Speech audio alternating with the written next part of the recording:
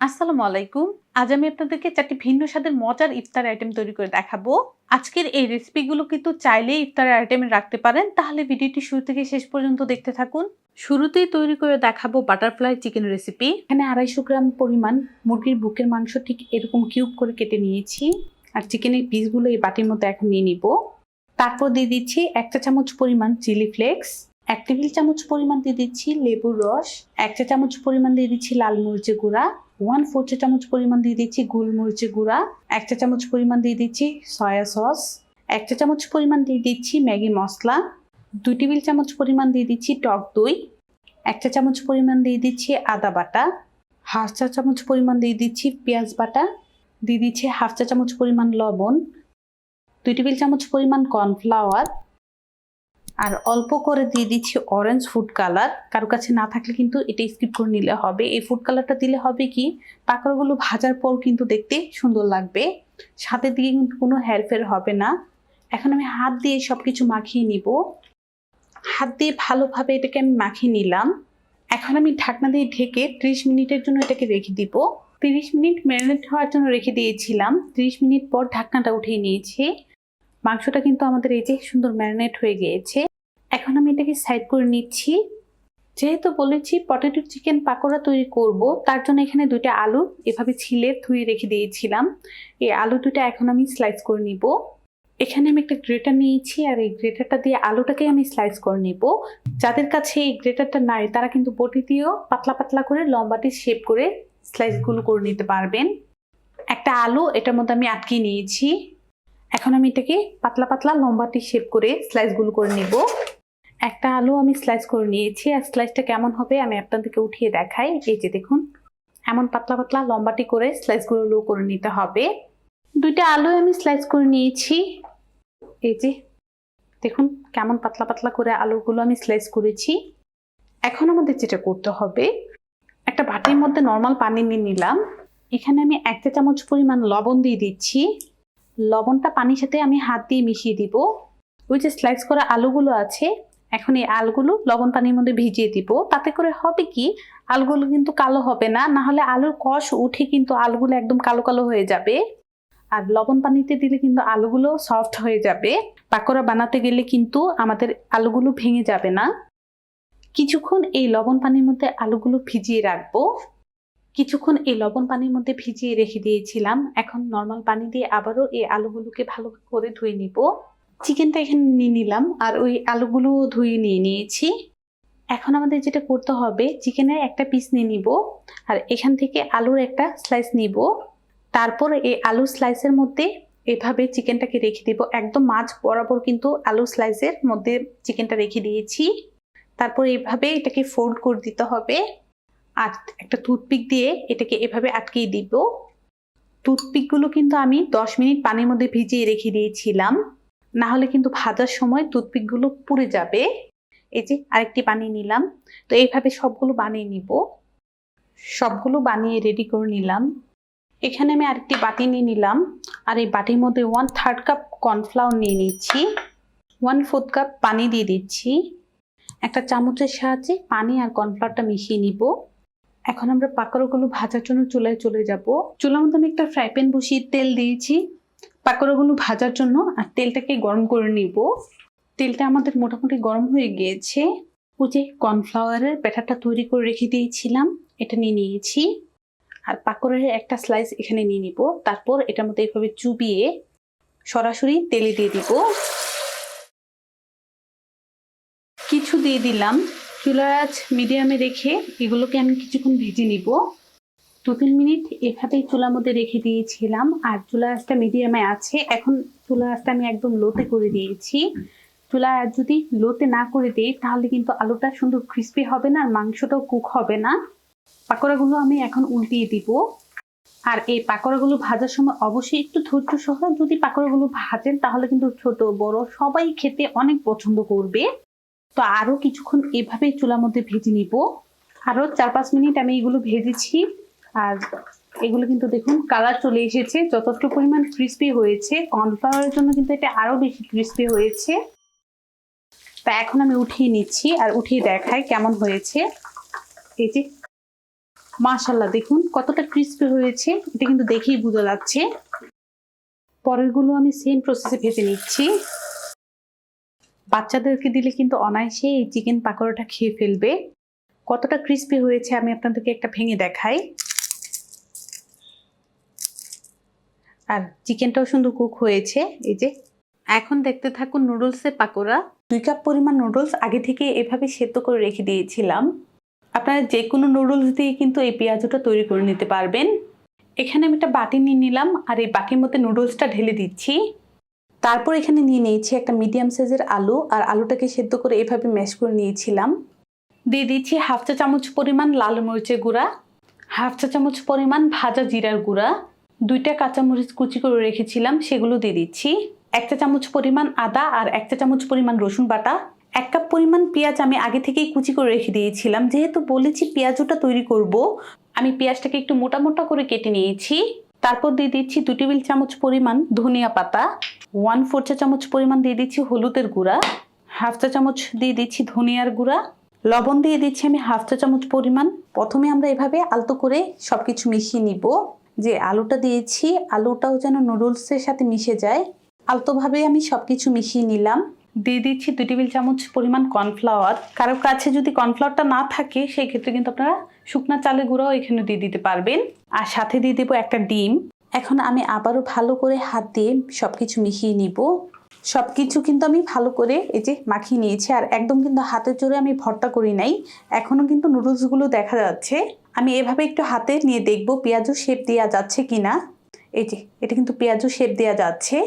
যদি পেঁয়াজু শেপ না দেওয়া যায় সেক্ষেত্রে আপনারা আরও একটা ডিম ইউজ করতে পারেন, না হলে অল্প করে পানিও এখানে দিয়ে দিতে পারবেন। তেলটা মোটামুটি আমাদের গরম হয়ে গিয়েছে। তারপর আমি একটু চেক করে দেখছি, অল্প পুর দিয়ে দেখছি তেলটা আমাদের গরম হয়ে গিয়েছে পেঁয়াজগুলো ভাজার জন্য। এখন আমরা পেঁয়াজু দিয়ে দিব। 1-2 করে পুরো ফ্রাই প্যানটা ভরে আমি পেঁয়াজু দিয়ে দিব। আর দেওয়ার সময় অবশ্যই খেয়াল রাখবেন যেন সবগুলো একই সাইজের হয়। বড় ছোট হলে কিন্তু একটা আগে হয়ে যাবে আর একটা কাঁচাই থেকে যাবে। চেষ্টা করবেন সবগুলো শেপটা যেন একই রকম থাকে। আর এই রমজানে অবশ্যই একদিন বাসায় ট্রাই করবেন, কমেন্টসে জানাবেন কেমন হয়েছে খেতে। কথা বলতে বলতে দেখুন পুরো ফ্রাই প্যানটা ভরে কিন্তু আমি পেঁয়াজু দিয়ে দিলাম।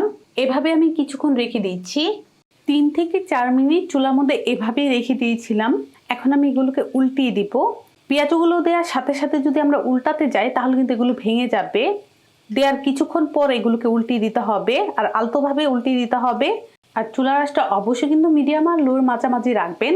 সবগুলো উল্টিয়ে দিয়েছি, তো এইভাবে আরও কিছুক্ষণ এগুলোকে রেখে দিব। আরও 3 থেকে 4 মিনিট আমি এভাবেই চুলার আঁচ মিডিয়াম রেখে ভেজেছি। আর এগুলো দেখুন হালকা একটু কালারটা চেঞ্জ হয়ে গিয়েছে, আগে থেকেও কিন্তু এটা অনেকটা ফুলে উঠেছে। সবগুলো পেঁয়াজ আমি আবার উল্টিয়ে দিয়েছি, তো উল্টিয়ে পাল্টিয়ে এভাবে আমি কিছুক্ষণ ভেজে নিচ্ছি। আরও 8 থেকে 10 মিনিট আমি চুলার মধ্যে ঠিক মিডিয়াম লো আঁচের মধ্যে এগুলোকে ভাজতেছি। চুলার আঁচটা কিন্তু কোনোভাবেই আমি বাড়াই নাই। এখন আমি এগুলোকে উঠিয়ে নিব। আর এই যে দেখুন কালারটা কতটা সুন্দর এসেছে। বাকিগুলো আমি সেম প্রসেসে ভেজে নিব।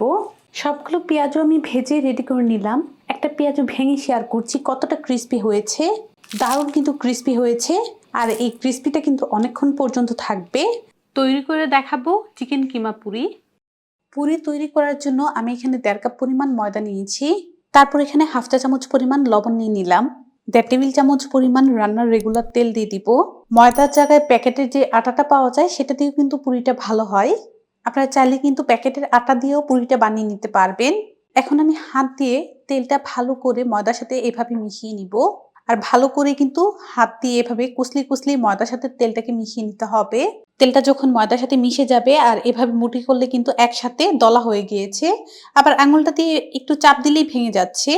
এখানে আমি হাফ কাপ পরিমাণ নর্মাল পানি নিয়েছি, অল্প অল্প করে দিব আর পুরির জন্য ডোটা তৈরি করে নিব। একসাথে কিন্তু পানি দিয়ে পুরির ডোটা তৈরি করতে যাবেন না, তাহলে কিন্তু ডোটা যদি নরম হয়ে যায় পুরিটা কিন্তু আর বানানো যাবে না। অল্প অল্প পানি দিলে কিন্তু বুঝতে পারবো যে ডোর মধ্যে কতটুকু পানি লাগবে। পুরির ডোটা যদি পারফেক্ট হয় তাহলে কিন্তু পুরিগুলো পারফেক্ট হবে।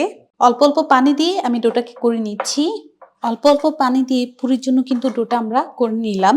আর এই যে ডোটা, যে হাফ কাপ পানি নিয়েছি সবটুকু পানি কিন্তু আমার লেগে গিয়েছে। ডোটা করার পর অবশ্যই 2-3 মিনিট এভাবে ডোটাকে মথি নিবেন, তাতে করে কিন্তু ডোটা আরো সফট হয়ে যাবে। এখন এই ডোর উপরে অল্প করে তেল দিয়ে দিব, উপরটা যেন ড্রাই না হয় তার জন্য এই তেলটা দেয়া। ঢাকনা দিয়ে ঢেকে 30 মিনিট ডোটাকে রেস্টে রেখে দিচ্ছি। পুরির পুরটা ভাজার জন্য চুলার মধ্যে আমি একটা ফ্রাই প্যান বসিয়ে দিলাম। আর এখানে পরিমাণ মতো তেল দিয়ে দিচ্ছি। তেলটাকে কিছুক্ষণ এভাবে গরম হওয়ার জন্য রেখে দিব।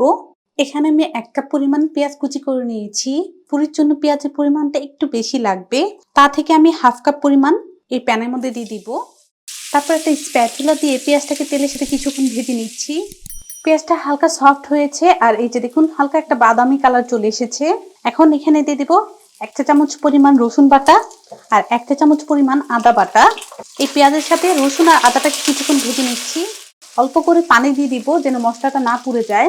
তারপর দিয়ে দিচ্ছি 1 চা চামচ পরিমাণ লাল মরিচের গুঁড়া। ঝালটা কিন্তু আপনাদের পছন্দ অনুযায়ী বাড়িয়ে কমিয়ে নিতে পারবেন। দিয়ে দিচ্ছি 1/2 চা চামচ পরিমাণ হলুদের গুঁড়া, 1/2 চা চামচ পরিমাণ দিয়ে দিচ্ছি ধনিয়ার গুঁড়া।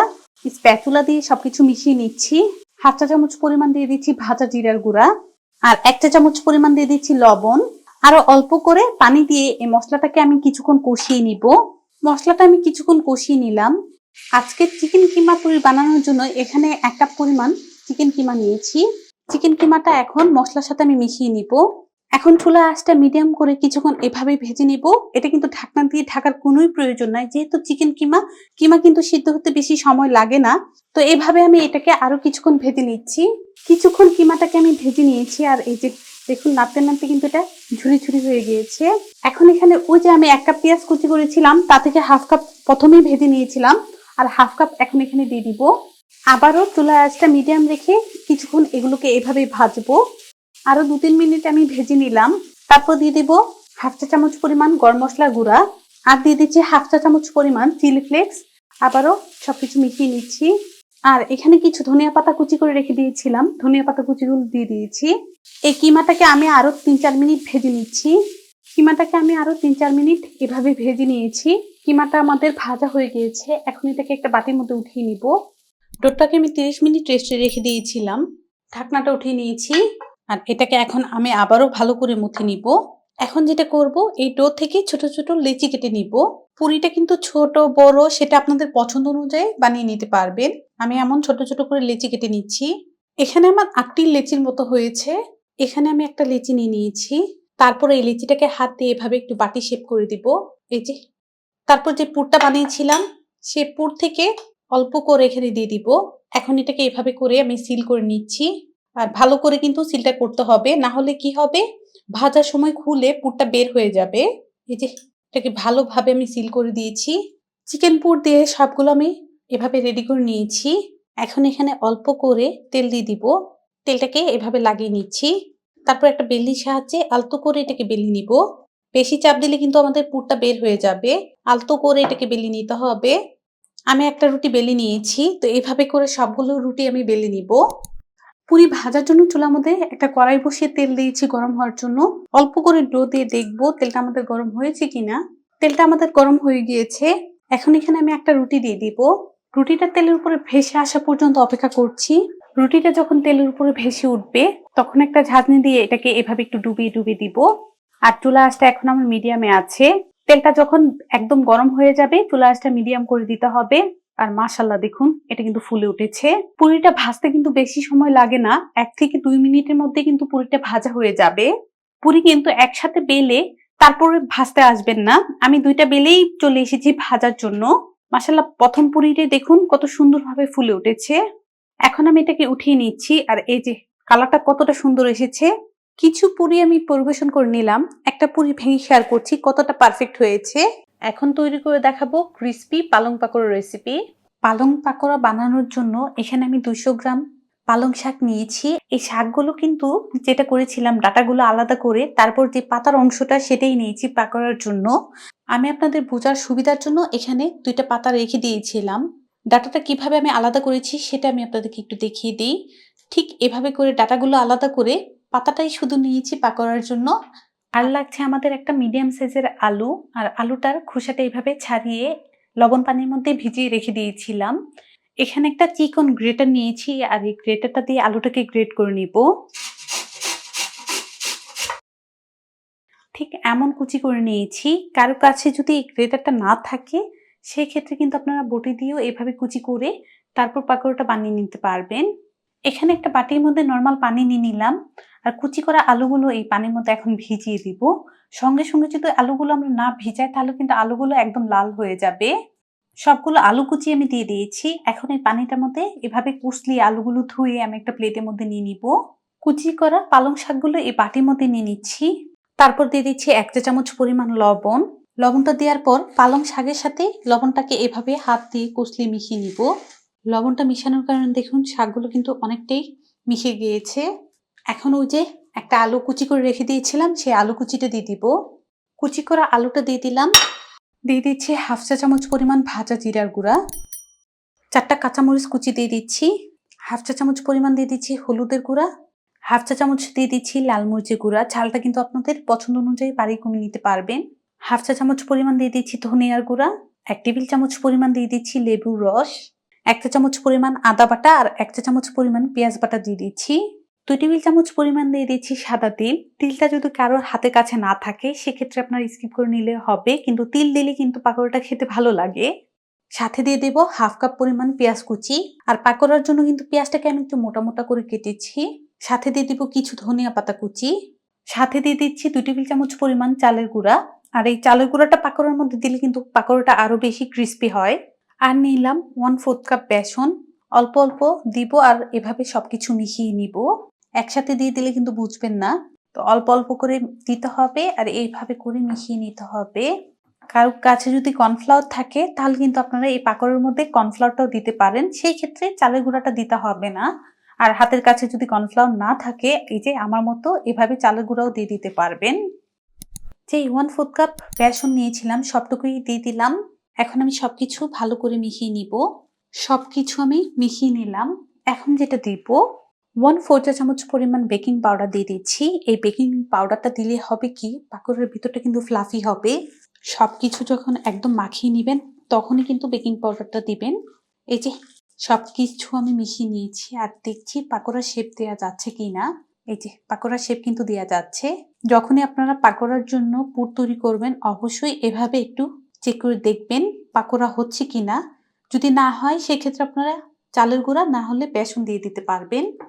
যেহেতু এটা রেডি, পাকোড়াগুলো ভাজার জন্য চলে যাব চুলায়। তেলটা আমাদের মোটামুটি গরম হয়ে গিয়েছে। এখন পাকোড়া দিয়ে দিব।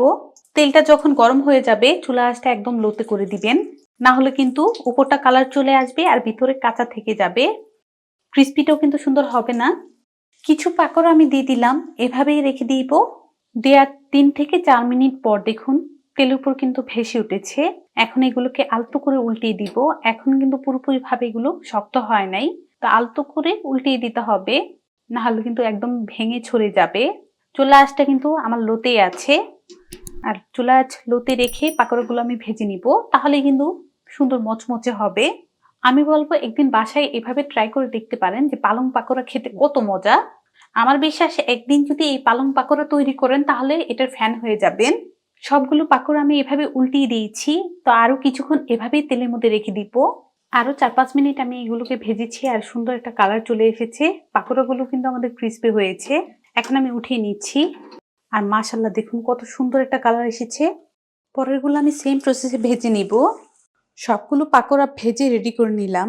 একে একে 4টা মজার রেসিপি আপনাদের সঙ্গে শেয়ার করলাম। কার কোন রেসিপি ভালো লেগেছে অবশ্যই কিন্তু কমেন্টসে লিখবেন। পুরো ভিডিওটি ধৈর্য নিয়ে দেখার জন্য সবাইকে ধন্যবাদ। সবাই ভালো থাকবেন, সুস্থ থাকবেন, আমার জন্য দোয়া করবেন। আল্লাহ হাফেজ।